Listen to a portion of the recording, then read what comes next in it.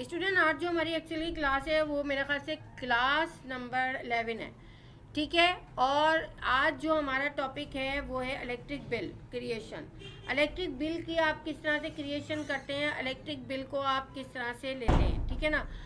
आप electric bill में जो है इलेक्ट्रिक बिल फार्मूला किस तरह से यूज़ करेंगे, आप इलेक्ट्रिक बिल फार्मूला किस तरह से यूज़ करेंगे, commercial and domestic charges formulas किस तरह से यूज़ करेंगे, और previous and current reading formulas किस तरह से यूज़ करेंगे, total and actual value setting किस तरह से करेंगे, due date, paid date and charges formulas किस तरह से यूज़ करेंगे। ये तमाम चीज़ें हम जो है अपनी एक्सेल के शीट में सीखेंगे, ठीक है। और ये तमाम चीज़ें हमें जो है आपको यहाँ पर फार्मूलाज के ज़रिए और विदाउट फार्मूलाज के ज़रिए सारी चीज़ें आपको बताई जाएंगी, सारी चीज़ें आपको करवाई जाएंगी, ठीक है ना।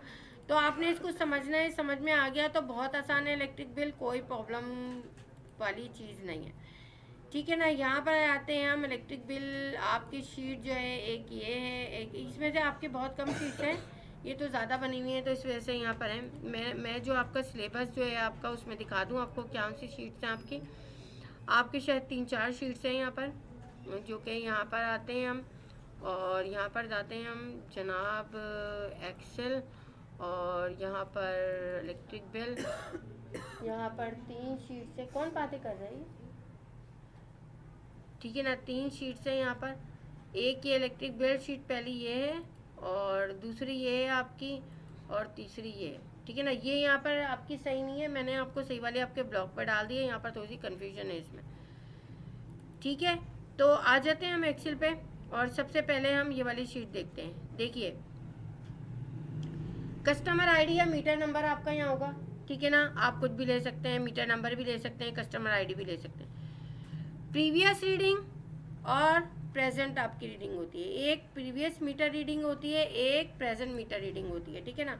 एक कितने यूनिट कंज्यूम हुए, कितने यूनिट यूज हुए हैं आपकी पर यूनिट कितना चार्ज। आजकल क्या यूनिट के रेट है, डोमेस्टिक 30 और कमर्शियल मेरा ख्याल है 50 ऐसी कुछ है ठीक है। बिल अमाउंट कैसे निकालेंगे, अदर चार्जेस आपको पता है, सारे जो के इलेक्ट्रिक के सारे एम्प्लॉई उनकी वर्दी के चार्जेस, उनके घर के चार्जेस सब हम लोग देते हैं ना, सही है ना। वो तमाम चीज़ें जो है यहाँ पर ऐड हैं आजकल। ड्यू डेट, जो आपकी डेट है कि भाई इस डेट तक आपने बिल अपना सबमिट करना है, अगर आप नहीं करते हैं तो चार्जेस लगते हैं उस पर, ठीक है ना, वो हम निकालेंगे। लेट बिल चार्जेस किस तरह से निकालेंगे वो हमारे यहाँ, और फिर चार्जेस किस किस पे लगे हैं वो हम देखेंगे, ठीक है ना। सबसे पहले आप अगर यहाँ आ जाए, ठीक है ना, आप अगर यहाँ आ जाएं और यहाँ आके हम जो है देखिए आपका जो यूनिट कंज्यूम है वो कैसे आएंगे। पिछले महीने आपकी जो रीडिंग थी वो 1000 थी, ठीक है ना। इस महीने जो आई आपकी रीडिंग वो 1800 आई, यानी 800 इस महीने में बने और पिछला वो मिला के 1800 हो गई, सही है। अब आप यूनिट कितने कंज्यूम हुआ आप वो निकालेंगे। तो यूनिट कंज्यूम के लिए आप क्या करेंगे, present reading minus previous reading, कितने यूनिट कंज्यूम हुआ 800 यूनिट आपके इस करंट मंथ में बने, सही है। ऐसे ही होता है ना, प्रीवियस रीडिंग से ही आपके यूनिट कंज्यूम होते हैं। अगर यहाँ पर आप देखें present reading minus 95 unit consume हुए, ठीक है ना। तो आपकी ये इस तरह से जो है आपकी निकल आएगी। डबल क्लिक करेंगे आप तो ये चीज़ आपकी नीचे तक आ जाएगी। एक यूनिट अगर 10 रुपये का है, ठीक है ना, तो कितनी होगी, अगर एक यूनिट मैं कर देती हूँ 30 रुपये का है, ठीक है ना, एक यूनिट यहाँ 30 रुपये का है, ठीक है। बिल अमाउंट निकालना है मुझे। अब अगर मैं करती हूँ यहाँ is equal to 30 multiply by 800 unit कितने के होंगे, 24,000, ठीक है ना। और अगर मैं 10 रुपये के हिसाब से निकालती हूँ, 10 मल्टीप्लाई बाय 95, ठीक है ना। अब यही फ़र्क हो रहा है ना, कितनी चीज़ें आपकी महंगी हो रही हैं। तो यहाँ पर ये चीज़ आपकी है कि आपने क्या करना होता है, पर यूनिट से उसको जो है यूनिट कंज्यूम जितने भी होते हैं उनको बिल अमाउंट को आपने मल्टीप्लाई करना होता है, तो आपका बिल अमाउंट आ जाता है। समझ में आ गया, बिल अमाउंट समझ में आ गया। यूनिट कंज्यूम किस तरह से निकालते हैं। अदर चार्जेस तो जाहिर सी बात है आपके लिए आपके बिल पे लिखे हुए होते हैं, यहाँ हमें कोई फार्मूला नहीं देना है, ये हमारे ये के इलेक्ट्रिक वालों की मेहरबानी है हमारे ऊपर कि वो अदर चार्जेस हमारे ऊपर जो भी दिल चाहता है वो लगा के भेज देते हैं, ठीक है। यहाँ पर ये आ गया bill amount plus other charges. अब आपका जो बिल है वो है ये, और इसमें अदर चार्जेस लगाने 400 रुपये, 24,400 हो गया, ठीक है ना। आपका जो है ये बिल अमाउंट है और अदर चार्जेस आप लगा दें ये, ठीक है ना, आपका ये आ गया, ठीक है ना। यहाँ पर भी हम ले लेते हैं, अगर यहाँ पर ले लिया हमने ये इज इक्वल्स टू, यहाँ पर ये आपका, चाहे इसको उससे प्लस कर लें चाहे इसको बात देखिए, ठीक है ना। ये तो आपकी ये चीज़ें आ गई, ठीक है ना। तो ये आपके आ गया यहाँ पर, यानी कि फॉर्मूला हमारा यहाँ पर निकला है, तो फॉर्मूला हमारा यहाँ पर निकला है, फॉर्मूला हमारा यहाँ पर निकला है, फॉर्मूला हमारा यहाँ पर निकला है, ठीक है ना। फार्मूला हमने यहाँ पर निकाला है, ये मैं इसलिए कर रही हूँ ताकि आपको इसका अंदाज़ा रहे कि यहाँ फार्मूले निकल रहे हैं, ठीक है ना। अब ड्यू डेट स्टूल चाहिए, डेट दिलवा लो किसी से, थके तो नहीं है आप लोग, सही है। यहाँ पर ड्यू डेट आपकी ये तो मुझे वही करनी थी 10 फरवरी, ठीक है ना। 10 फरवरी के बजाय चलें यहाँ मैं 8 फरवरी कर देती हूँ, जो है मैं डाल रही हूँ यहाँ डेट 5 नहीं 6/2/2013, ठीक है। क्या डाल दिया मैंने पहले, इसमें डेट गलत डली हुई है, इसमें वो डला हुआ है। चले मैं डेट यहाँ से सेट कर लेती हूँ, Ctrl+1, ठीक है। पता है ना आपको डेट सेट करने का, ठीक है ना। यहाँ से मैंने ले लिया पहले मंथ, फिर डेट, फिर ईयर, ये आ गई मेरी, ठीक है ना। यहाँ पर ये ले ली मैंने 6 तारीख 2 फरवरी की, ठीक है ना। यहाँ पर मैंने इसको कर लिया, सही है, ये हो गया। यहाँ पर ये चीज़ ले ली, यहाँ से मैं इसका निकालूंगी, यहाँ से मैं इसका निकालूंगी। अभी आपको मेरे ख्याल से आपको कन्फ्यूजन ना हो जाए कहीं। चलें इसको मैं 1 मिनट Ctrl+Z, अभी मैं एक ही रखती हूँ ना, ताकि आपको कन्फ्यूजन ना हो। जब बात समझ में आ जाएगा तो फिर इसको चेंज करेंगे, ठीक है। यहाँ पर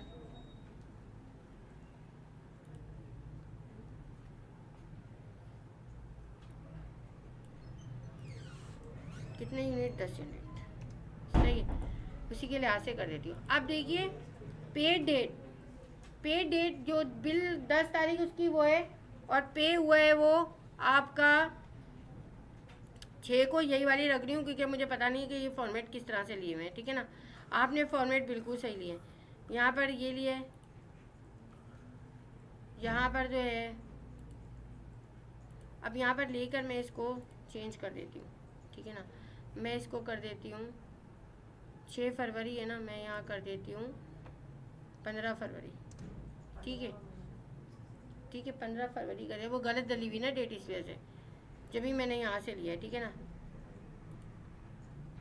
ठीक है। ये हो गई डेट्स। अब यहाँ पर जो है late bill charges, late bill charges कैसे निकालेंगे, एक फार्मूला लगाएंगे हम, और वो फार्मूला जो है हमारा क्या होगा कि आपके ये पहले तो आपका यहाँ पर ये जो आ रहा है ये आपका आ रहा है क्या, कि जितना आपका वो है, यानी कि आपकी जो है डेट चीज़ है, यानी कि आपको जो है यहाँ पर जो है ये आपका क्या है, लेट बिल, वालेकुम सलाम, लेट बिल चार्जेस आपके जो हैं 100 रुपीज़, यहाँ पर लेट बिल चार्जेस जो है वो 100 रुपीज़ के उससे होंगे। तो जाहिर सी बात है यहाँ पर लेट बिल है तो यहाँ पर उतने होंगे। ये लेट है आपका नहीं है, ये विद इन ड्यू डेट है ना, ये लेट है या विद इन ड्यू डेट है, बताइए अरकम, अरकम ये ड्यू डेट है या आपका वो है, इसमें चार्जेस लगने चाहिए इस डेट पे बिल पे करने की या नहीं।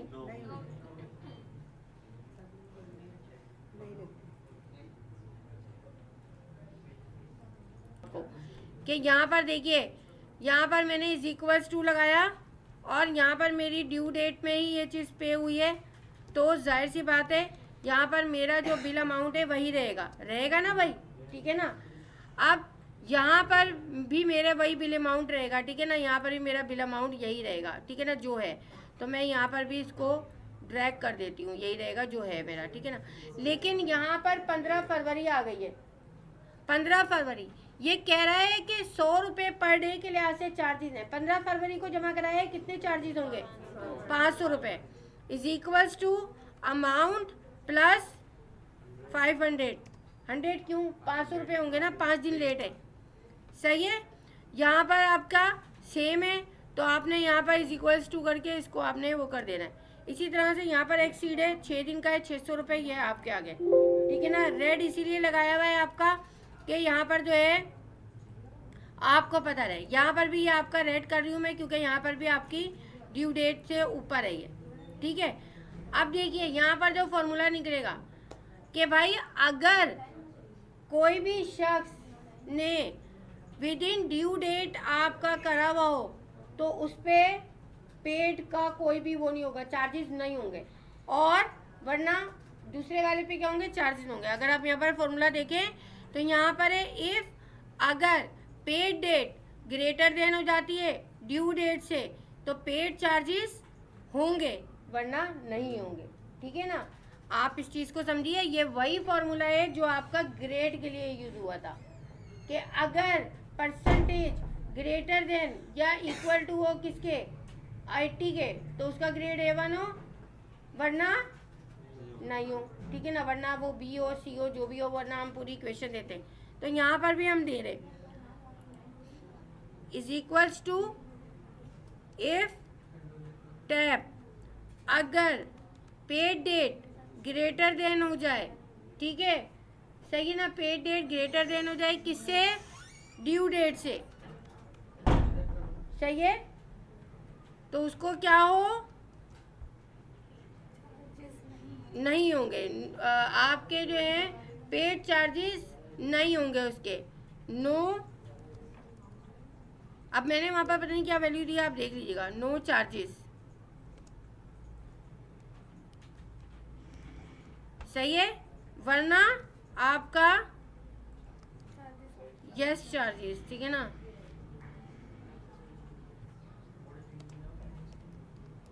अब मैंने जो इक्वेशन वहाँ लगाई हुई है वो आप देख लीजिएगा, मुझे याद नहीं आ रहा मैंने क्या लगाया, ठीक है। अब देखिए गलती हो गई मुझसे, देखिए अगर आपकी यहाँ पर क्या है, क्या लिखा हुआ है मैंने, पेड चार्जेस और नो चार्जेस, देखिए इज इक्वल्स टू इफ अगर आपकी पेड डेट ग्रेटर देन हो जाए किससे, ड्यू डेट से, तो पेड चार्जेस होंगे ना, पे करना पड़ेगा उसे, ठीक है ना। यहाँ पर हमने दे दिया तो वो पेड चार्जेस होंगे, उसके पेड करना पड़ेगा उसे चार्ज को अगर वो ग्रेटर देन होगी, वरना नो चार्जेस, क्योंकि हमें दो ही चीज़ें करना है तो हमें इफ़ और दूसरा लगाने की ज़रूरत ही नहीं है। अगर 3-4 कंडीशंस होती तो हम दूसरा इफ़ लगाते, नो चार्जेस, ठीक है ना। यहाँ पर देखिए पेड चार्जेस आ गए यहाँ पर, ठीक है, आ गया समझ में। ये समझने वाली चीज़ें पहले बता रही हूँ मैं, इसको समझ लीजिएगा आप लोग, क्योंकि ये जो है आपकी चीज़ है, इसमें एक एक चीज़ समझने वाली है, यानी कि इसमें फॉर्मूला यहाँ भी यूज़ हुआ है आपका, ठीक है ना, इसमें फॉर्मूला यहाँ भी यूज़ हुआ है आपका, 1 2 3 4 5 फॉर्मूले यूज़ हुए हैं आपके, आ गया समझ में। तो इसको समझ के करना है आपने। आपके घर का इलेक्ट्रिक बिल बनवाऊंगी मैं आपसे, तो इसलिए और बिल मंगवाऊंगी, तो इसलिए ज़रा आप लोग जो है इसे समझ के कीजिएगा।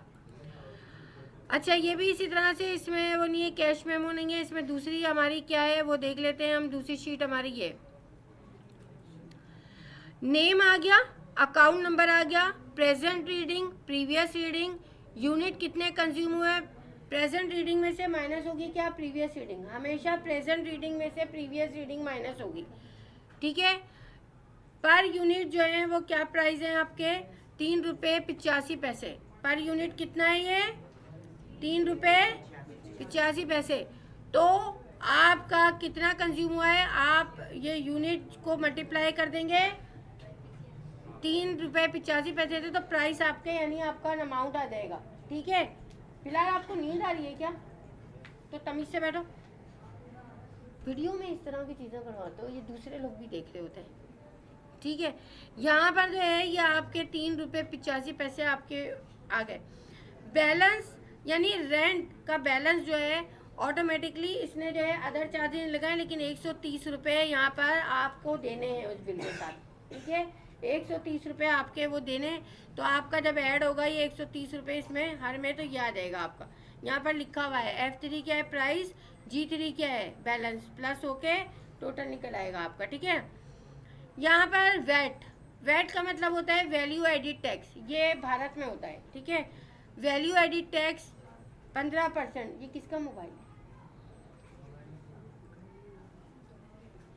15% वैल्यू एडिड टैक्स लगेगा इसमें, यानी कि एक तो आपका रेंट ले रहा है और एक आपका 15% वैल्यू एडिड टैक्स हो रहा है। तो वैल्यू एडिड टैक्स जब 15% होगा तो जो टोटल होगा उसको मल्टीप्लाई करेंगे आप 15% से। चाहे आप इस तरह से ले लें 15%,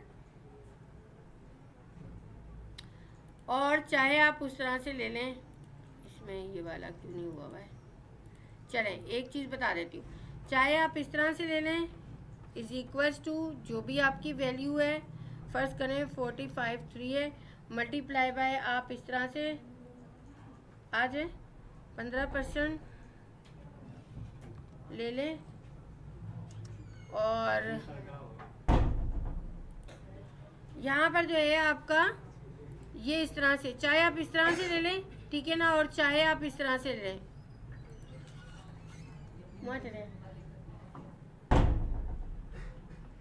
4 5 6 किंदा मल्टीप्लाइड बाय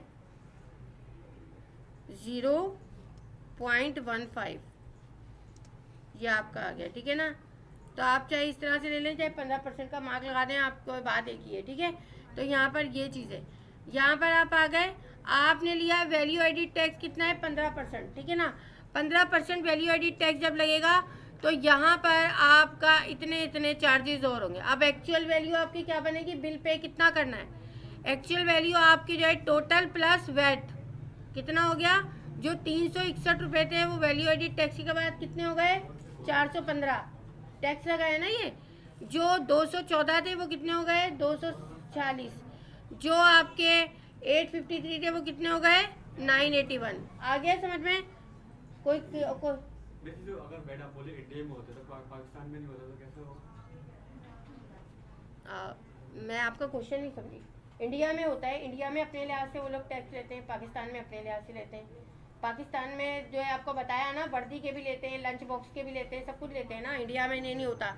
इंडिया में एक अलग उनका एक वैल्यू एडिड टैक्स होता है, एक उनका बैलेंस होता है, बस ये दो लेकर वो बिल पे वो करते हैं। और यहाँ पर सारी चीज़ें जो के इलेक्ट्रिक वाले जो है ना वहाँ गाड़ियों पे जा रहे हैं उसके भी टैक्स हम देते हैं, ठीक है। तो यहाँ पर तो सारी चीज़ें हम ही दे रहे होते हैं, सही, इसलिए अलग फ़र्क है ये। अब यहाँ पर ये तो आपको बता दिया मैंने, आपकी ये हो गई, ये हो गई। यहाँ पर ये देखिए, यहाँ पर अब ज़रा समझ लीजिए इसको, ये जो है आपकी, एक मिनट, यहाँ पर मैं एक और काम करती हूँ, यहाँ पर ज़रा इसको निकाल लूँ मैं।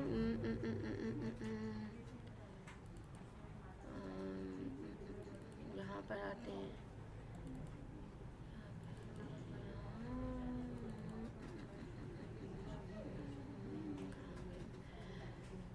इलेक्ट्रिक बिल, और इसमें से मैं ये लेती हूँ, इसमें शायद हुई है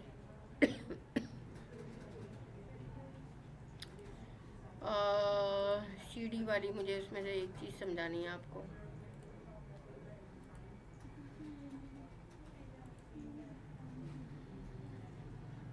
चलिए यहाँ से समझा देती हूँ पहले।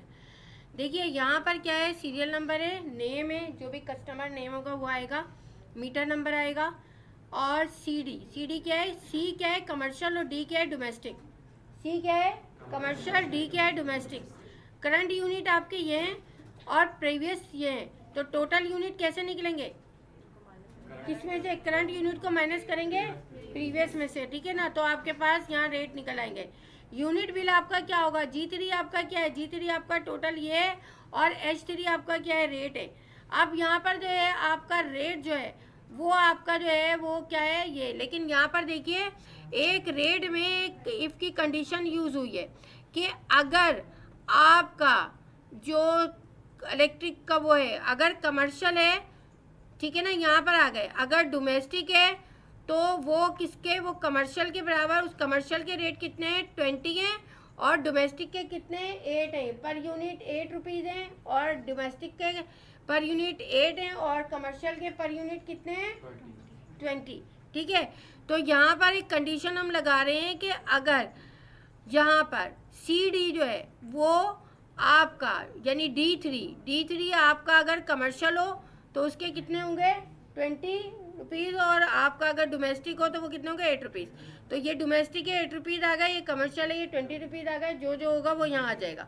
और फिर यूनिट बिल आपका उसके लिहाज से होगा, यूनिट बिल आपका जो है 135 मल्टीप्लाई बाय 8, 135 मल्टीप्लाई बाय 20, इस तरह थोड़ी 20 मल्टीप्लाई बाय 20 ये हो जाएगा। तो ये आपका दूसरा होगा, ठीक है ना, ये आपका वो हो गया। ये 3 बिल हैं आपको जो करने हैं। मेरे ख्याल से आप लोगों को समझ में आ गया होगा, अगर नहीं आया है करेंगे जो जब मैं आपकी हेल्प कर दूंगी। ठीक है, अभी मैं बना के नहीं बता रही हूँ आपको क्योंकि में टाइम भी लगेगा और वो हो जाएगा। ठीक है, तो यहाँ पर जो है आपने इस शीट को इस तरह से बनाना है। तो आपको तमाम चीज़ें समझ में आ गई अच्छी तरह से। आज आपकी जो ये टॉपिक है आपका कवर हो गया। इसमें फार्मूलाज हैं, लेकिन फार्मूलाज रटना नहीं है, आपने समझ के करना है। समझ के करोगे तो आगे चीज़ें आपकी समझ में आएंगी, वरना नहीं आएंगी। ठीक है, थैंक यू।